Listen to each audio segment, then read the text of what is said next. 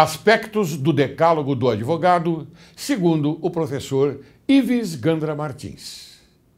Primeiro, se não considerares a tua como a mais nobre profissão sobre a terra, abandona-a, porque não és advogado. Segundo, o advogado é o deflagrador das soluções. Ser conciliador sem transigências de princípios e batalhador sem tréguas nem leviandade. Qualquer questão encerra-se apenas quando transitada em julgado e, até que isto ocorra, o constituinte espera de seu procurador dedicação sem limites e fronteiras. Terceiro, nenhum país é livre sem advogados livres. O advogado deve ter o espírito do legendário El Cid, capaz de humilhar reis e dar de beber a leprosos. Quarto, sem o poder judiciário não há justiça. Respeita teus julgadores, como desejas que teus julgadores te respeitem. Quinto, considera sempre teu colega adversário imbuído dos mesmos ideais de que te reveste e trata-o com a dignidade que a profissão que exerces merece ser tratada. Sexto, sê justo na determinação do valor de teus serviços, justiça que poderá levar-te a nada pedires, se legítima a causa e sem recursos o lesado. É, todavia, teu direito receberes a justa paga por teu trabalho. Sétimo, quando os governos violentam o direito, não tenha receio de denunciá-los, mesmo que perseguições decorram de tua postura e os pusilânimes te critiquem pela acusação.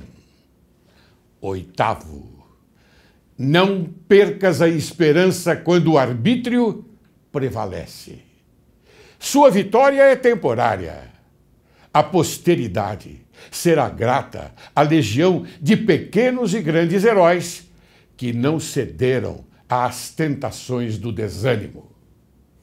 Nono, o ideal da justiça é a própria razão de ser do direito. Por isto, estuda sempre, todos os dias, a fim de que possas distinguir o que é justo do que apenas aparenta ser justo.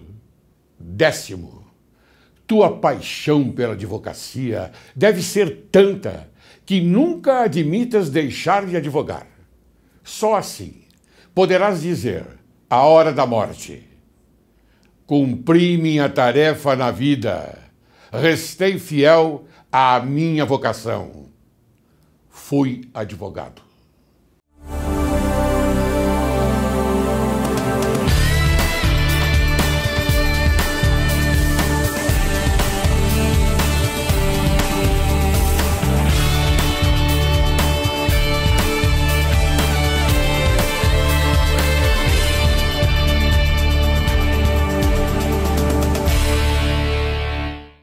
Caro telespectador, Direito e Justiça em Foco é o teu programa. Este é o teu país. Hoje estamos em festa. Temos a honra de receber o renomado jurista brasileiro com reconhecimento internacional, professor Ives Gandra Martins, especialista em Direito Tributário e Ciência das Finanças da Universidade de São Paulo, doutor em Direito pela Universidade Mackenzie, professor emérito das Universidades Mackenzie, da Escola Superior de Guerra e da Escola de Comando e Estado-Maior do Exército. Membro das Academias de Letras Jurídicas Brasileira, Paulista, Internacional de Cultura Portuguesa, Lisboa, Brasileira de Direito Tributário. Recebeu vários prêmios, entre eles o Colar de Mérito Judiciário dos Tribunais de São Paulo e do Rio de Janeiro, medalha Anchieta da Câmara Municipal de São Paulo, medalha do Mérito Cultural Judiciário do Instituto Nacional da Magistratura e da Ordem do Mérito Militar do Exército Brasileiro. Autor de mais de 80 livros individualmente, outros 300 em coautoria, mais de 1000 estudos sobre assuntos diversos, traduzidos em mais de 10 línguas em 21 países. Caro telespectador, gostaria de, neste momento, compartilhar minha alegria face à magnitude deste personagem de elevada importância para o nosso país, Ives Gandra Martins. Como está, professor? Vai bem? Muito bem, e é uma honra estar no seu programa, Laércio. Muito obrigado. E o professor, eu vou chamá-lo de desembargador, eminente desembargador. Me chama de Ives, ou não vou chamar de Laércio, como nós deveríamos falar. Sabe o que é? Entre dois amigos. Sabe o que é Ives? Eu vou dizer a você uma coisa muito importante. Nós estamos num país que já não respeita as pessoas de bem. As pessoas que devem ser respeitadas. Os olhares são alhures. Eu acho que esta é uma homenagem que nós estamos fazendo a você como professor, que você é. Eu já disse, mas não vou chamar mais de professor, vou chamar de Ives, tá bom? Mas eu não podia deixar de me expressar desta forma. A primeira pergunta que eu vou fazer, aliás, eu vou dizer que o seu irmão, João Carlos Martins, esteve nesse programa e falou de você. Quer relembrar? Vamos relembrar. Roda o VT. A sua família, ela é também cheia de celebridades, né? Você tem o seu irmão que é jurista, o Ives Gandra Martins, e também o pianista José Eduardo Martins. Fale sobre eles. O Ives é um tributarista e um constitucionalista respeitado no Brasil de norte a sul, leste a oeste, com publicações em vários países do exterior, inclusive.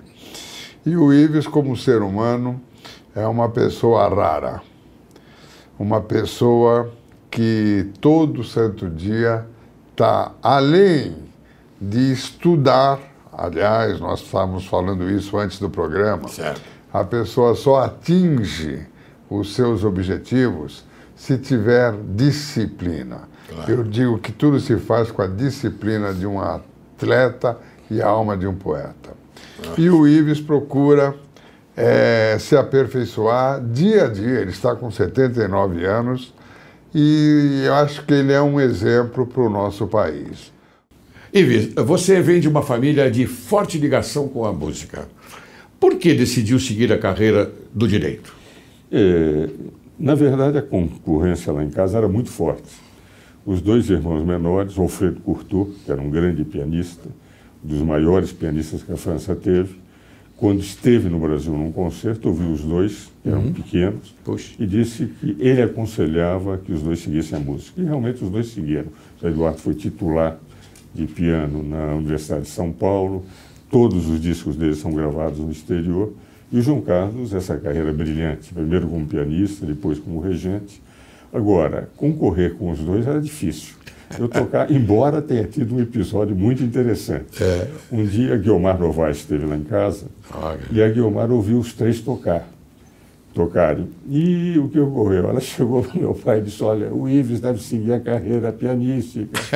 Eu brinquei, papai, ela deve ter dito isso, porque o vinho português que você serviu era muito bom, pois ela teve dificuldade de saber qual era o que tinha melhor tocar. Mas a concorrência era muito forte, os dois tinham talento e eu não tinha. Gosto de música, mas eu prefiro muito mais a poesia do que a música, e por isso é que eu resolvi seguir uma carreira diferente. Mas o seu talento é a sua vocação pelo direito, né? Eu gosto do direito, embora o Laércio, quando nós éramos estudantes, eu tinha um grande amigo, que deve ter sido seu amigo também, que já faleceu, o Saulo Ramos. Oh, Saulo Ramos, o Saulo. Nós saímos para o interior declamando poesias.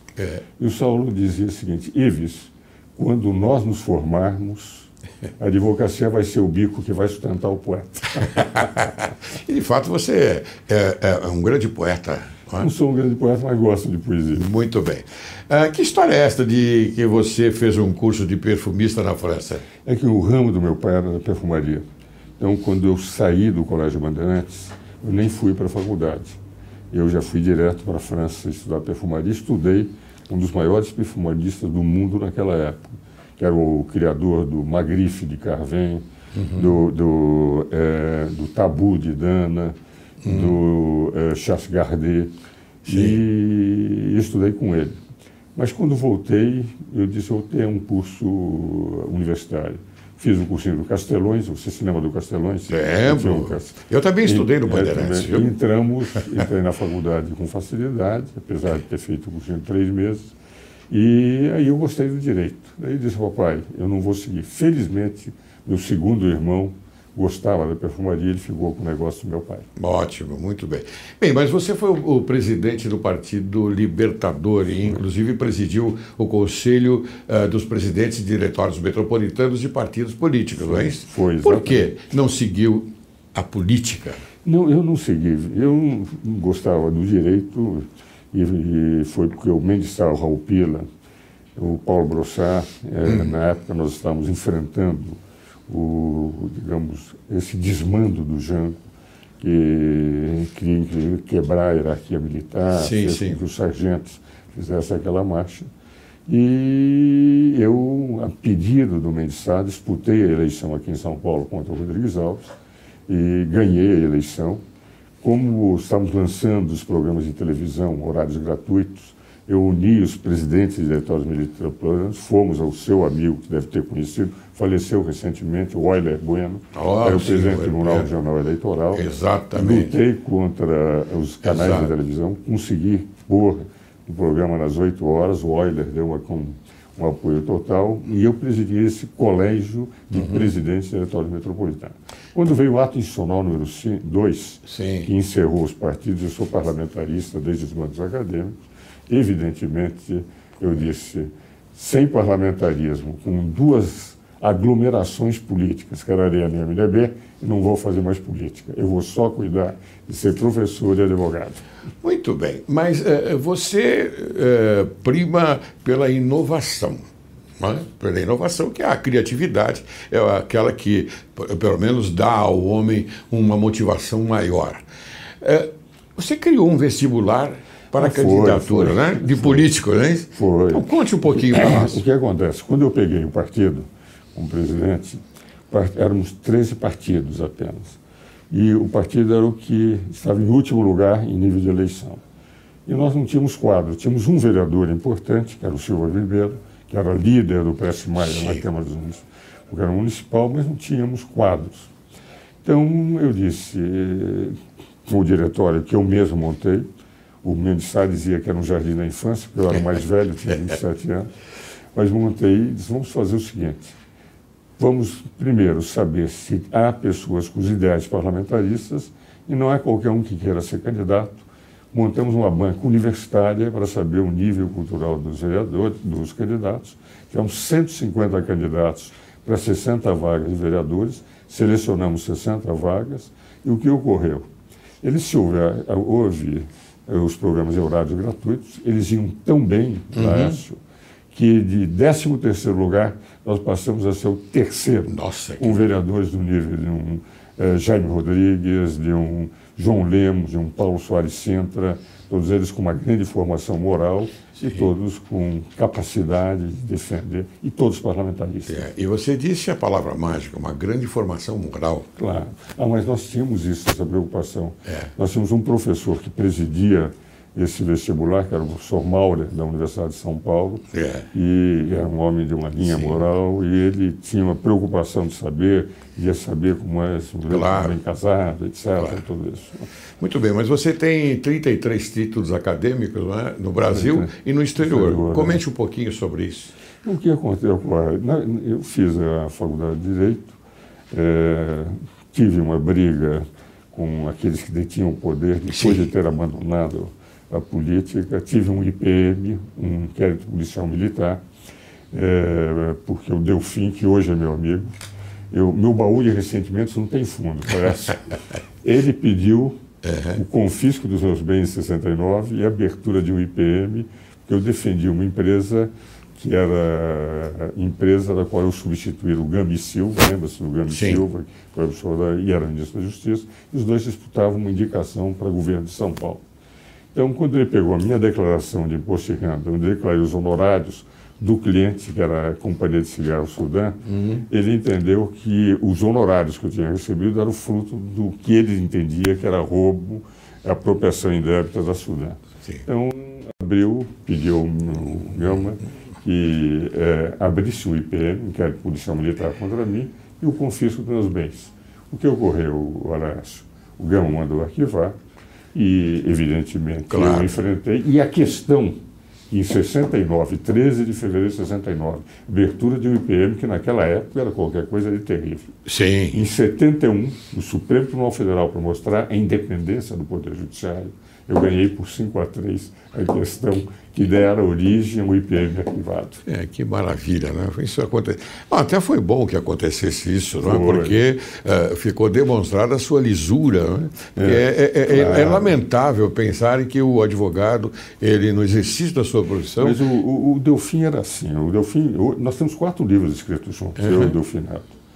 E hoje somos bons amigos. Ele é da Academia Internacional de Direito e Economia. Fundamos juntos a Academia Internacional de Direito e Economia em 86. E ele dizia que era uma raiva técnica. Uma raiva técnica. Que ele estava querendo era atingir o Gama e Silva para ser concorrente indicado pelo Costa Silva para governador de São Paulo. Mas se lamenta que ainda há julgadores até que pensam dessa forma, pensando que os honorários são frutos de uma corrupção ou coisa parecida. Não tem nada a ver. Numa época que muita gente não declarava honorários, porque hoje tem todos os controles. Claro. O fato de eu ter declarado demonstrava a lisura do meu comportamento como contribuinte. Claro, claro. Muito bem. E explique para o nosso telespectador sobre sua defesa, que virou livro, referente a uma ação declaratória de constitucionalidade. Aí foi uma briga com o presidente Collor, e que hoje me dou bem com ele, e com a ministra Zélia. Eu fui ao Senado Federal. O Senado Federal mostrei que o último plano deles era um absurdo. Discutimos, estava o Roberto Campos, Dornelles, etc. O Candir, que hoje é meu amigo também, se opôs. E ele, para combater, ele resolveu o projeto de termos o que eles pretendiam, que era uma ação, criar uma avocatória para que não houvesse mais possibilidade de liminares contra o plano e levar para o Supremo, bastaria alegar lesão ao patrimônio público para poder suspender as liminares. Eu escrevi um artigo no Estado dizendo o seguinte: por que não criar uma ação declaratória? Se o Supremo quiser, entra, mas ele vai decidir sobre argumentos jurídicos e não por grave lesão ao erário, com que não haveria responsabilidade nenhuma. Daí o Roberto e o Gilmar Mendes, que assessorava o Collor, ele foi subchefe da Casa Civil do Collor, o Gilmar pegaram e disse: vamos pôr isso na emenda número 3. Discutimos muito, ele colocou, foi aprovado pelo Congresso Nacional, aí eu e o Gilmar escrevemos um livro com ação declaratória, eu contando a origem. Foi aquele artigo meu no Estado de São Paulo, e terminou efetivamente hoje estando consagrado na Constituição. Muito bem. Bem, quando os governos violentam o direito, não tenhas receio de denunciá-los, mesmo que perseguições decorram de tua postura e os pusilânimes te critiquem pela acusação. Este é um dos artigos do Decálogo do Advogado que você escreveu. Discorra um pouquinho sobre essa reflexão. Porque eu entendo, Lécio, eu fui sempre advogado. Você lembra um comum amigo nosso, o desembargador Dínio? Sim. Dínio de Santos Garcia. O Dínio uma vez me convidou, na época que eram os desembargadores que escolhiam os candidatos ao quinto constitucional para ser desembargador. Eu disse: eu tenho, Dínio, uma grande admiração. Participei de concursos, as bancas examinadores de concurso para magistratura, mas a minha vocação é de advogado. Alguns que nascem com vocação para juízes, para o Ministério Público, a minha é de advogado. Agora, o advogado tem que ter duas funções. A primeira é de defender os seus clientes dentro da lei, mas a segunda, que é extremamente importante, é defender as instituições. Na defesa das instituições, ele não pode ser pusilânime. Se ele está convencido, pode estar errado, mas se estiver convencido de uma tese, ele tem a obrigação de defender, porque ele jurou no momento em que ele se formou em direito, defender as instituições do país, o direito, e, portanto, as instituições estão extremamente vinculadas a todo o arcabouço jurídico de um Estado. E também está vinculado à sociedade, não é? Claro. Quando eu defendo as instituições, estou defendendo a sociedade. A sociedade. Numa democracia, claro, a sociedade é defendida. Sociedade claro, individualmente pelo advogado. Claro. E o advogado, como um operador de direito, defendendo as instituições como um todo dentro do Estado. Muito bem, Luiz. Bem, caro telespectador, sob o prisma da teoria finalista, omissão é a conduta negativa, voluntária e consciente, implicando em um não fazer voltado a uma finalidade. Ives, você emitiu um parecer favorável sobre o impedimento, ou seja, o impeachment da presidente Dilma. Eu gostaria que você, por gentileza, falasse alguma coisa sobre isso e quais os motivos que levaram a esta conclusão. Bom, o motivo foi um colega meu, e que José de Oliveira Costa, que me pediu um parecer, e eu dei o parecer, absolutamente convencido de que a culpa grave é crime de improbidade administrativa. Está na lei. Sim. Ação ou omissão. O que é omissão? O que é a culpa? Imperícia, negligência, imprudência, omissão. Perfeito. Entendeu? Ora, quem tem uma companhia em que houve um saque durante 8 anos, presidente do Conselho de Administração, ministra a quem? De Minas e Energia, chefe da Casa Civil, presidente da República, durante 8 anos, assaltam em bilhões e bilhões de reais, é evidente que imperícia, negligência, imprudência, omissão, não sei qual dos dois, mas não houve uma boa administração. E ela participou por todos os cargos. Ora, eu disse, não tenho nada contra a presidente. Não estou dizendo que ela é desonesta. Claro, eu estou dizendo que houve culpa grave por não ter administrado. Sabe quanto, Laércio, duram 1 bilhão de segundos? 31 anos e meio. É verdade. Foram bilhões e bilhões de reais que roubaram durante 8 anos e ninguém percebeu. Por isso eu disse, culpa grave, decisões do STJ, uma do Henrique Martins e outra do Castro Meira, que foram relatores, disseram que culpa grave é crime de improbidade administrativa. Ora, crime de improbidade administrativa gera o impeachment. É porque a culpa, ela difere um pouco da culpabilidade, principalmente no nosso sistema finalista, que é aquele que está ligado à nossa legislação atual, porque nós temos a teoria finalista e a teoria clássica. Não é? Então, essas duas teorias, o que prevalece, o direito penal que prevalece é a finalista. Não é? Então, a culpa no sentido da negligência. Exato, da negligência. Não, e com uma grave lesão ao Estado, ao poder público, o dinheiro nosso, o dinheiro dos contribuintes. Aí Petrobras foi reduzida a expressão praticamente nenhuma em relação às outras companhias de petróleo por causa desse saque num governo que deixou durante 8 anos, Laércio. É verdade. Não é 6 meses, 2 meses, 3 meses, uma pessoa, 2 pessoas. Inúmeras pessoas formaram um grupo que saqueou a Petrobras. E com participação de políticos, porque todos eles estão agora, grande parte deles, entende que participaram com ações de investigação, pelo menos ainda não houve denúncia, mas há investigações autorizadas pelo Supremo. Embora nós não somos aqueles que mandamos nas nossas casas, porque as nossas mulheres, as nossas amadas mulheres é que mandam nas nossas casas, mas nós sabemos tudo o que acontece em casa, não é verdade, Luiz? Claro. Não, e veja o seguinte, por exemplo, num tribunal, o presidente não sabe o que está acontecendo no tribunal. Claro. Numa empresa, qual é a empresa privada que deixa ser assaltada sem que ninguém perceber em bilhões e bilhões de reais? Não existe isso. Não existe. Quer dizer, houve, indiscutivelmente, eu não estou dizendo que houve dolo, estou dizendo que houve culpa. Acho que houve imperícia. Tanto é que nós já conseguimos separar o dolo da culpa. Imperícia, porque indiscutivelmente foi mal administrada. Imprudência, porque não soube quem apresentou. Negligência, porque não controlou. E omissão, porque não viu. Eu quero até municiar o nosso telespectador sobre o dolo. O dolo é a vontade livre e consciente de praticar um ato ilícito, que é diferente da culpa. Claro. Não é? Exatamente. Então, o dolo, nós não estamos falando em dolo. Nós estamos falando de culpa, que a culpa é de bem diferente. Culpa grave. Culpa grave. Culpa grave. Pela negligência. Exatamente. Pela negligência. Exatamente. A falta do dever de cuidado. Exatamente. É isso? Exatamente. É a falta do dever de cuidado. Mestre Laércio, é exatamente Não isso. Olha que eu vou começar a chamar de professor, hein? Nada de bem. Bem, eu tenho mais algumas perguntas. Aliás, tem uma porção de perguntas a fazer, porque a minha curiosidade é muito grande e tenho certeza absoluta que é a do telespectador, tratando-se de uma personalidade como a sua, Orives. Porque quer você queira, quer não, a verdade é uma só. Você representa o que há de melhor no Brasil. É verdade. O que o seu irmão falou ainda há pouco é a pura verdade. E eu assino embaixo. Ouviu? Portanto, é mais uma... Sensibilizadíssimo. Mais uma vez, eu digo para você que é uma honra você estar aqui no programa Direito e Justiça em Foco. Mas agora eu vou chamar um pequeno intervalo, depois nós vamos retornar e continuar esta conversa, tá bom? Você aguarde que logo, logo retornaremos com o professor Ives Gandra Martins.